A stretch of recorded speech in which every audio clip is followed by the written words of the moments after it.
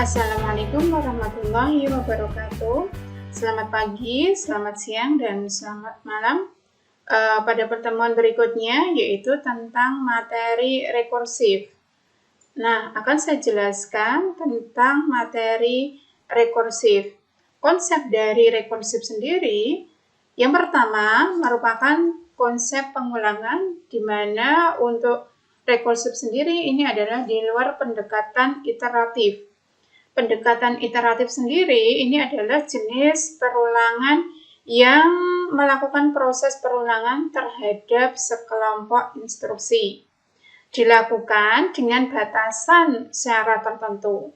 Jadi, ketika syarat tersebut tidak terpenuhi, maka perulangan akan secara otomatis berhenti. Nah, contoh konsep pengulangan pendekatan secara iteratif adalah menggunakan for, while, do while, kemudian repeat, dan sebagainya. Untuk rekursif sendiri ini berbeda.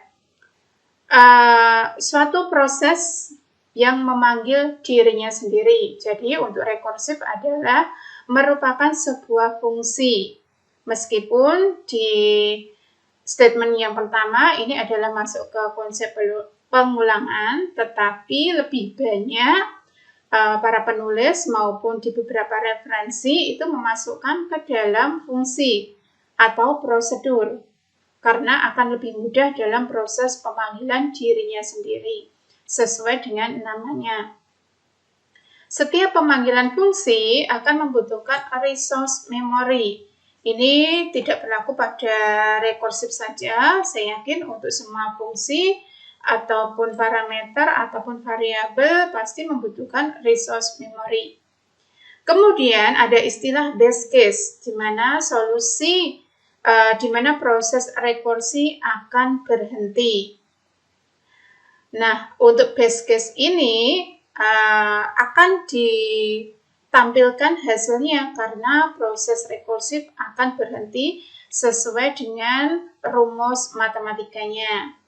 Recursive case adalah kasus di mana solusi dihasilkan dengan cara memanggil versi kecil dari dirinya sendiri.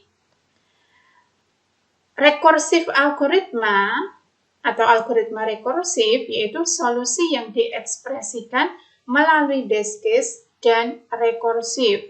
Jadi untuk algoritma rekursif ini adalah perpaduan antara base case dan rekursif case. Di mana untuk base case itu solusi proses rekursif akan berhenti karena sudah ditemukan hasilnya, sementara kalau rekursif adalah proses pemanggilan diri sendiri.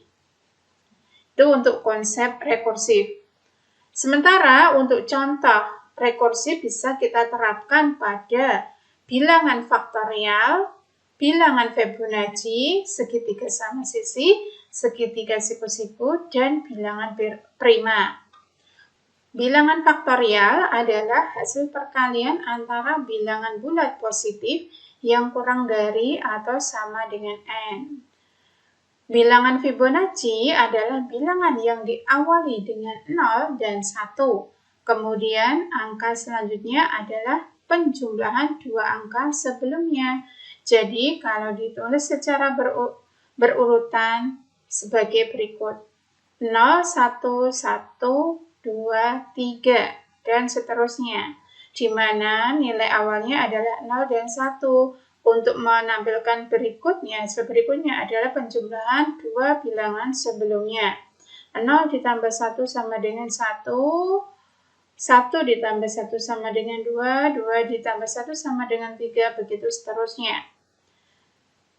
Demikian juga untuk mencari nilai segitiga sama sisi, segitiga siku-siku, dan bilangan prima.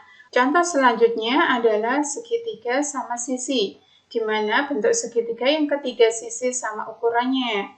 Logisnya, kalau ketiga sisinya sama, otomatis bisa dicari dengan menggunakan faktorial.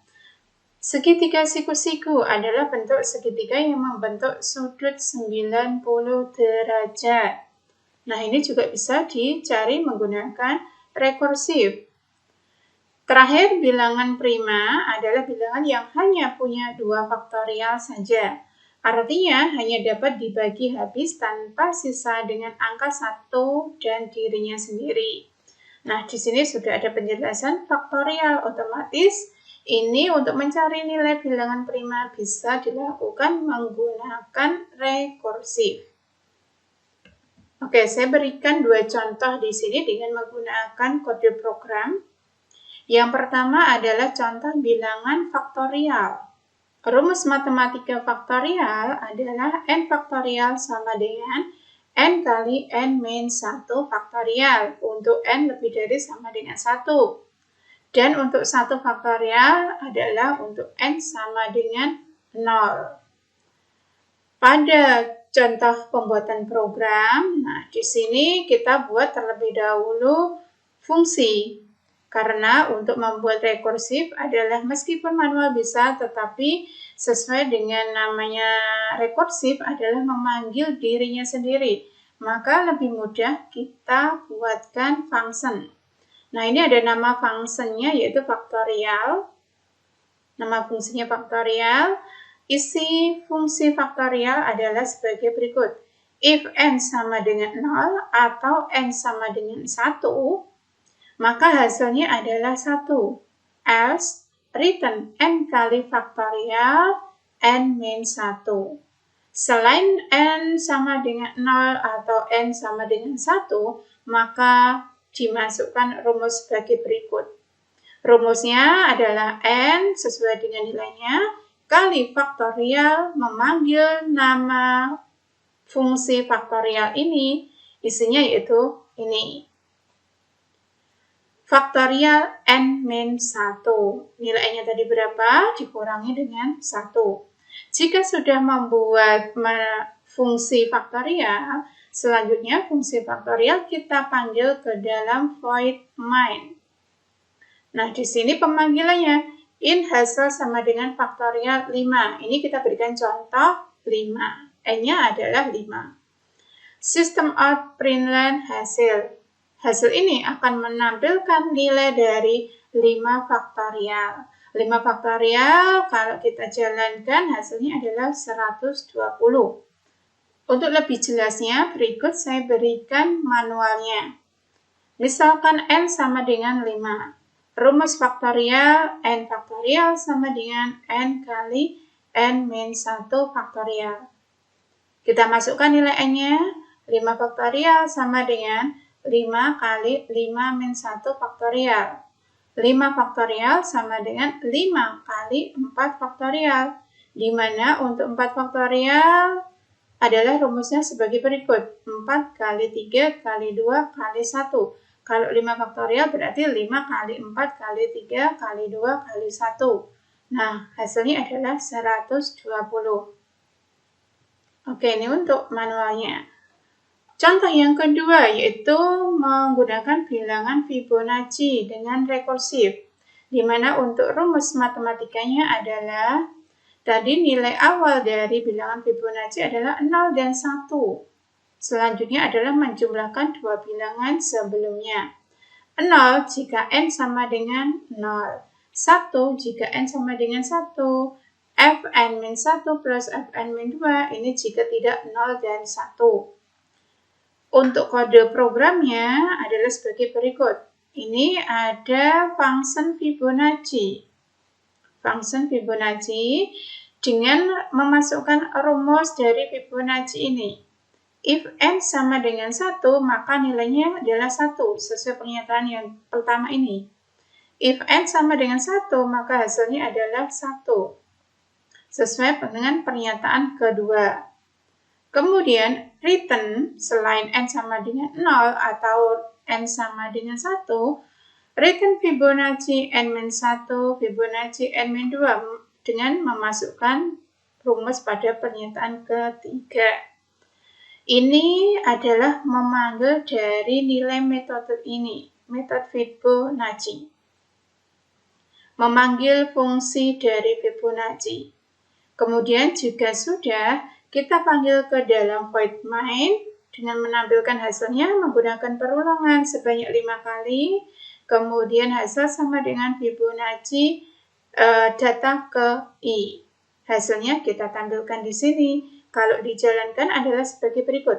0, 1, 1, 2, 3. Artinya kode program ini untuk rumus Fibonacci sudah benar. Nah, ini saya berikan 2 contoh penggunaan rumus matematika dengan rekursif. Nah, bagi teman-teman yang nanti akan melamar pekerjaan, terutama pada bidang IT, terutama di programmer, nah ini sering sekali digunakan atau dimunculkan pada tes pemrograman dasar. Jadi ini bisa digunakan untuk latihan. Ya, demikian untuk materi rekursif yang bisa saya sampaikan. Terima kasih atas perhatiannya. Wassalamualaikum warahmatullahi wabarakatuh.